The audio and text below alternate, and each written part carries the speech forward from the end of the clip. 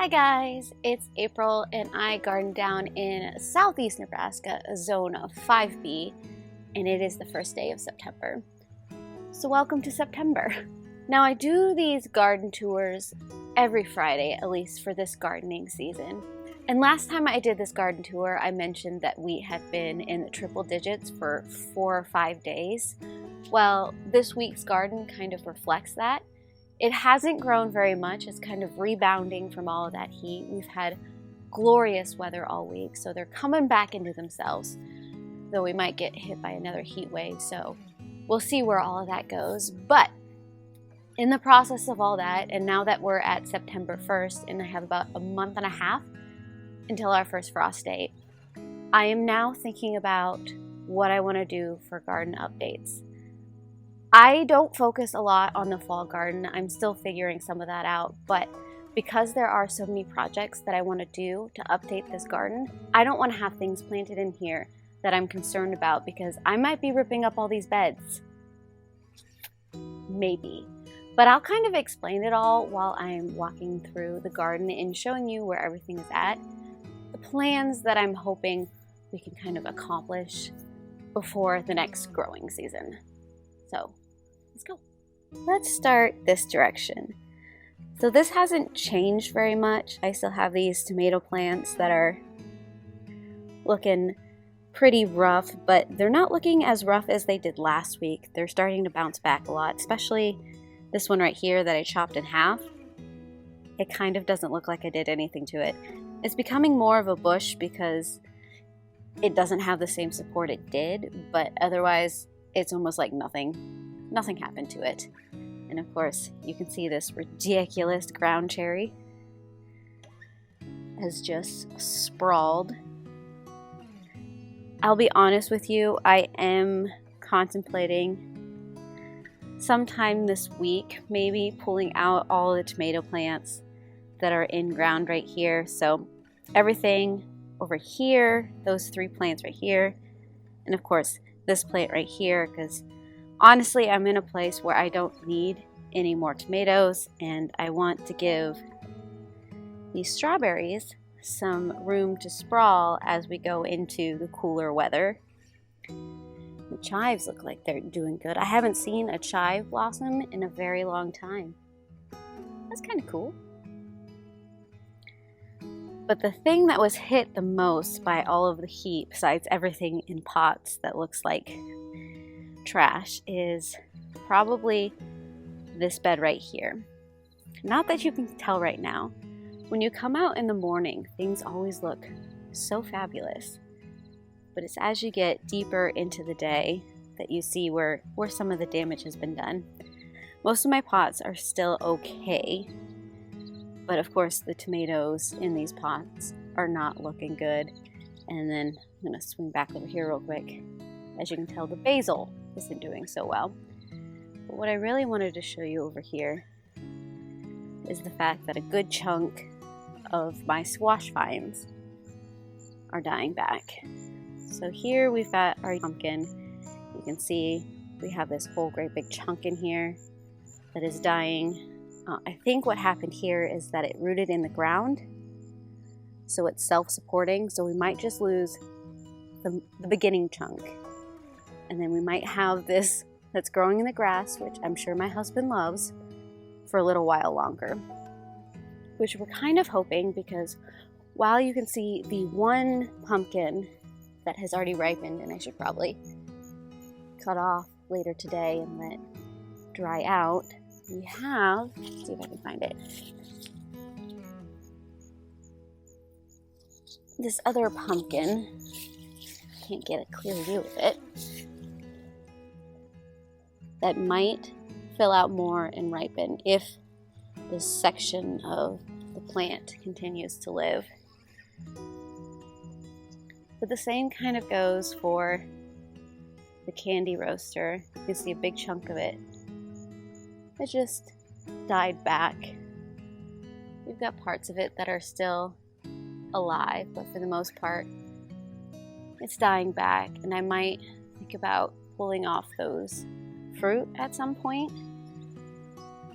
But part of me is like, I don't I don't know if they're still gonna fill out because this one over here just keeps getting bigger and bigger, and ooh! My cowpeas have blossoms. So we might start getting cowpeas soon. This zucchini plant, this is the only zucchini left in the whole garden. It's actually putting on yet another fruit. There's like 2 or 3 fruit that are starting to form. The reason I haven't pulled this one is because A, while it looks rough, it is still doing pretty good, and this is for the test plot. So I have been counting and measuring every single fruit that's been coming off this plant. And I've got a spreadsheet of all that information. But let's look at the beds. So here, ooh, don't know where my voice was going, but here we've got the runner beans really filling in. I believe last time I showed you possible bean, but I couldn't honestly tell you where it's at now, and it's possible that it got eaten. Unfortunately, looks like this plant has been attacked by something. We've got a little bean forming there. I just need to find what is taking it out. This pepper plant is doing very well. I think last time I showed it to you, it was covered in peppers. I have since gone through the garden, harvested all of the sweet peppers that I can and all the hot peppers that I wanted. And of course, then we've got the tomato jungles. This is the first of many. I have been going through and picking what is edible, but as you can see, because of the back and forth in temperature, there are some that I just don't want to touch because it's gross. And of course the spicy peppers. It just amazes me how tall that ahi pepper has gotten. It dwarfs over all these other peppers. Everything looks so good in the morning light. We have the butternut, which I think this is, so the butter baby is in the plot that I just showed you. So this must be the honey nut, and I haven't tried that one yet. What I really need to do is go through and find all of the carrots that I can. The problem now is I can't pull out carrots without disturbing the butternut. So I have to find the right balance of that. And we've got the next tomato jungle, which this one has slowed down significantly, and as you can see, there's some rough patches in there, which is okay. But I am still getting, every now and then, some fruit. There's a little spider living there. He's not going to be happy when I come in harvest that today.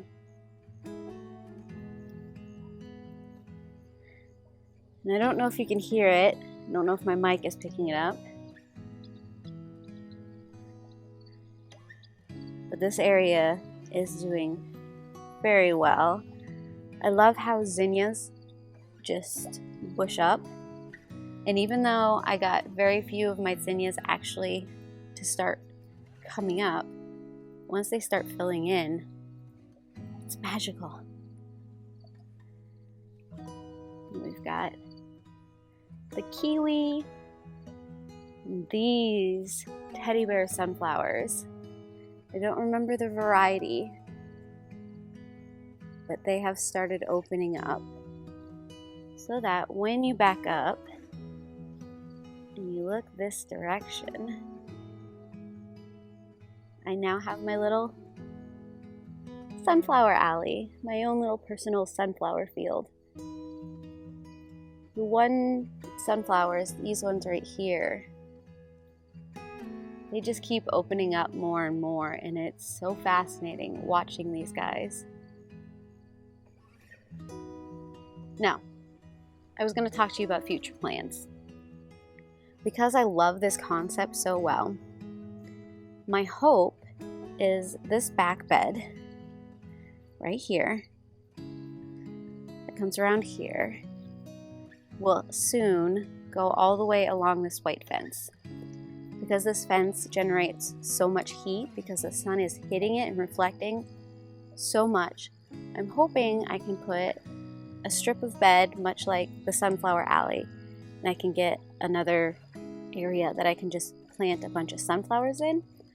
Honestly, I think that's the only thing that will grow in this area just because of how hot it can get. We're thrilled when we can keep the grass alive over here. So I want to tear up all the grass, extend the bed. This bed right here will probably extend too, because what I want to do is I want to get my beds fixed. I want them to still be in the same place, same size, same everything, but get sturdier beds, and then around them maybe put some kind of gravel or something. But in between these two beds, I would like some kind of walking path that leads up to this pond feature right here.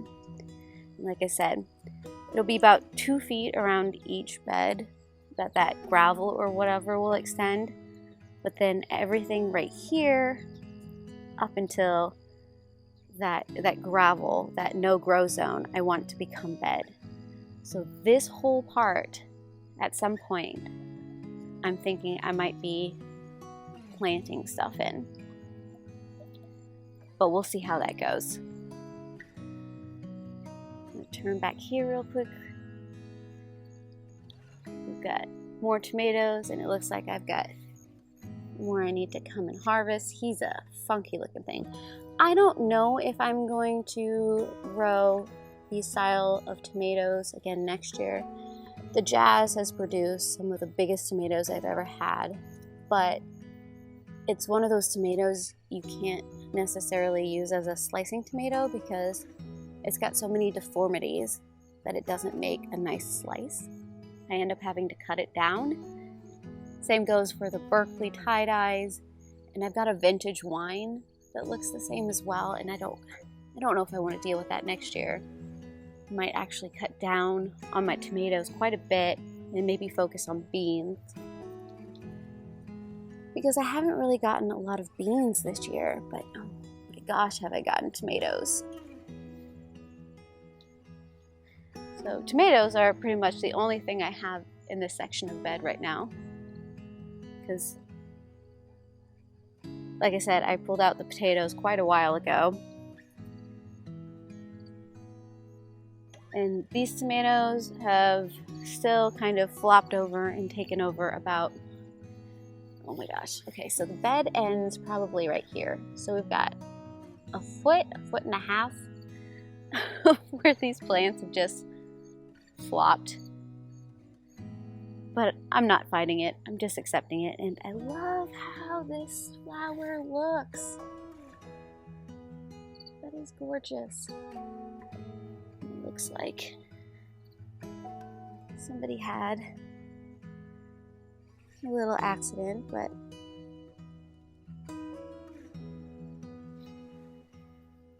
okay, where was I? So tomatoes. And then I've got my sweet peppers. So I've been getting a good handful of peppers. I have put a good chunk of them in the freezer at this point. I am thinking about, this is actually for the spicy peppers, doing some kind of chili sauce. But we'll see. And this is the butterkin, which I absolutely adore. This is one of my favorite butternut style squashes. That one's completely ripe. I believe there are some buried in there. We've got our pepper plants, which I think we're starting to get some fruit on, which is exciting. We've got the chickpeas, which I think I mentioned it before. I highly doubt I'm gonna get any chickpeas actually from, but good for the soil if I just let it die back. And then this is the other butterkin, which I should probably think about harvesting soon because he's been ripe for quite a while. Now to the biggest growing mess of them all of these tomatoes. So this one tomato plant is right here, starts right there, and it goes all the way over here. It was supposed to be, I believe, a Cherokee purple. I have dug into this thing, and all the fruits are coming out yellow. So I don't think this plant is what I thought it was. So that's unfortunate. Plus, it is so hard to find anything in this mess. At least with all of these cherry tomatoes right here. I can see it from either side and harvest from either side.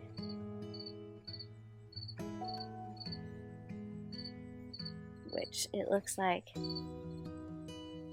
I've got quite a few really good tomatoes that I need to harvest today. Oh yeah. This is probably my favorite aroma this year.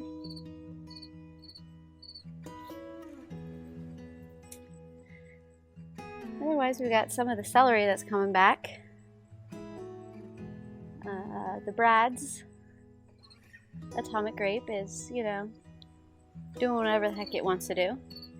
Maybe next year I'll actually get something to successfully grow in that planter. We'll see.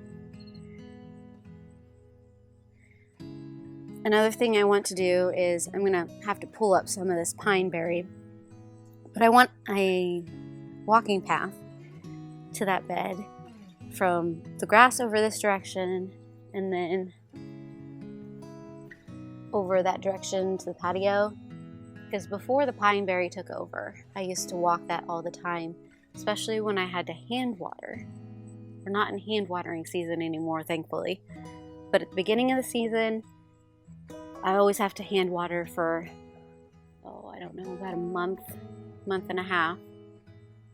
Just in case we get hit by another frost. So I would like that path. Otherwise we get this strawberry that's just... And at this point, it's starting to be hard to distinguish between the pine berry and the strawberry. It looks like I need to come back through and harvest some eggplant here.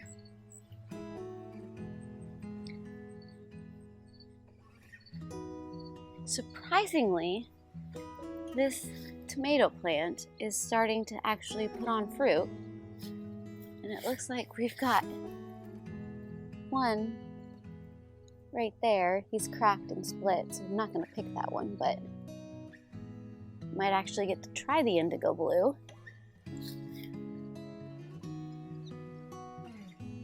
But otherwise, we've got the blueberry plants and that planter there that's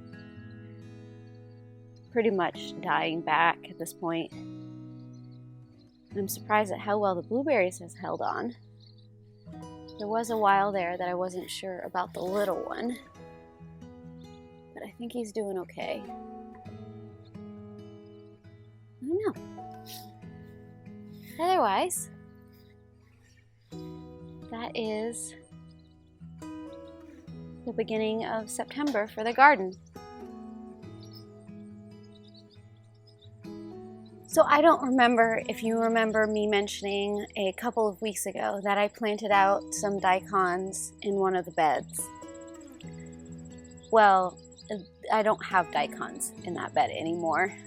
Unfortunately, the heat just kind of wiped them all out. They didn't really make it. So I think next year, when I'm thinking about starting daikons, I might start them inside and transplant them. They might have a better chance of surviving the heat into the fall if I do it that way. But because of the plans that I'm hoping to do on these garden beds specifically, I don't think I'm going to do that this year. Plus, I've got so much that I'm trying to preserve. I don't think I need to add another thing on top of that quite yet. But I think next year, my focus instead of on tomatoes and peppers is going to be beans and radishes and maybe a few more carrots than I have done in the past, and try to get a stockpile of those because I am covered in tomatoes, I think, for quite a while.